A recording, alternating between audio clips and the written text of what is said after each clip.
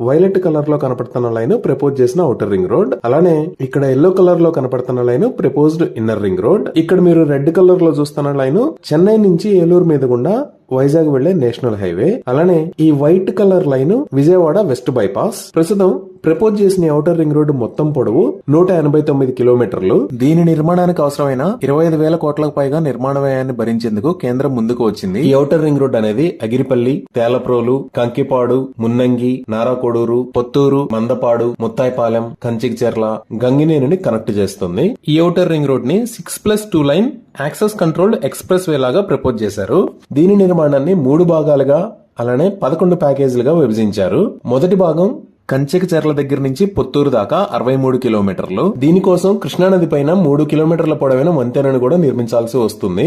రెండవ భాగం పొత్తూరు దగ్గర నుంచి పొట్టిపాడు దాకా 65 కిలోమీటర్లు. దీనికోసం కూడా కృష్ణానది పైన ఒక వంతెన నిర్మించాల్సి